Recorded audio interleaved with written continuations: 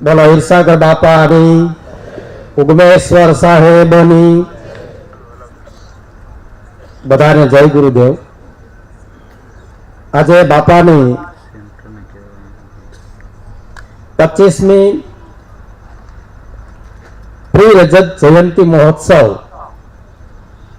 ઉજવણીનો વિચાર વાસુર બાપુને આવેલો. બાપાના આશીર્વાદથી આ પ્રી રજત જયંતિ ઉત્સવ ઉજવવા માટે રાજકોટ સત્સંગ મંડળને વાત કરી. રાજકોટ સત્સંગ મંડળ સૌએ તન મન ધન અને દિલથી સાથ સહકાર આપી અને આ કાર્યક્રમ ઉજવેલ. પૂજ્ય દેવારામ બાપા નિર્વાણ થયા, એમના આજે 25 વર્ષ પૂરા થવા જાય છે. આ નિર્વાણ તિથિ માગસર સુદ સાતમથી બાપુએ એવી ઈચ્છા વ્યક્ત કરી. પૂજ્ય લાભેશ્વરનાથ, પૂજ્ય ભલારામ બાપા, પૂજ્ય જયંતિરામ બાપાની હાજરીમાં એમને શું વિચાર આવ્યો કે મારે પણ મારા આ ગુરુની આ તિથિ કાયમના માટે રાજકોટ મુકામે ઉજવવી છે. આવી માગણી બાપાની સાથે મૂકતા અત્યારે બાપાએ વાસુર બાપુને આશીર્વાદ આપ્યા.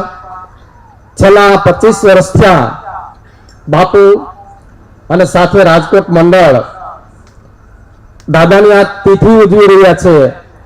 ઘણી બધી નાની મોટી વિટંબણાઓ આવી છે, સંકટો આવ્યા છે, છતાં પણ ગુરુના આશીર્વાદથી એ પાર પડ્યા છે. બાપુનું હૈયું આપ સૌને ગુરુદેવ કહેતા ભરાય આવ્યું છે. આપણે જોઈએ છીએ કે એમની જે મનોસ્થિતિ, એમના જે હાવભાવ, એમ કહેવાય કે સબરી આવા સંત શું કરું શું ના કરું એવી બાપુની નિર્મળતા અને બાપુની નાનક તો આપ બધા જોઈ શકો છો. ક્યારેય કોઈ સ્ટેજ નહીં, સાવ સામાન્ય સ્થિતિની જેમ બાપુ રહે છે. દેવારામ બાપાના એ લાડલા કહી શકાય. પૂજ્ય જયંતિરામ બાપાના એ લાડલા, ઉગમ ફોજના લાડલા છે આપણા. આપ સૌ ઉગમ ફોજને આ પુરુષ કાયમ માટે યાદગાર બની રહે. આપણા દેવારામ બાપાનું નામ ઉગમ ફોજમાં ઝળહળતું કરનાર આ પુરુષને પણ આ તકે ગુરુદેવ ધન્યવાદ આપે છે. તો આ તકે આ નિર્વાણ તિથિ નિમિત્તે બાપુએ તથા રાજકોટ સત્સંગ મંડળે જે સાથ સહકાર આપી આ બાપાની પ્રિય રજત જયંતિ મહોત્સવની ઉજવણી કરી છે. હજી ખાસી એવી ખાસ અને મુખ્ય રજત જયંતિ મહોત્સવ 3 દિવસ સુધી ભેડા પીપળિયા મુકામે દેવારામ બાપાનો ઉજવી રહ્યા છે.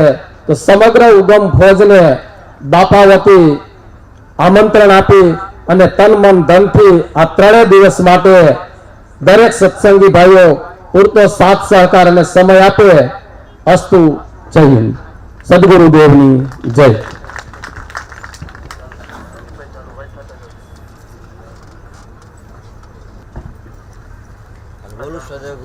દેવની જય.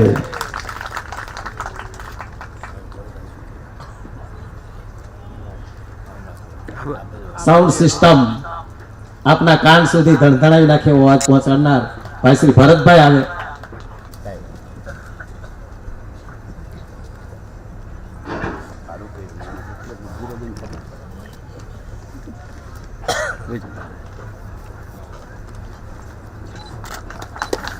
બોલો સદગુરુદેવની જય.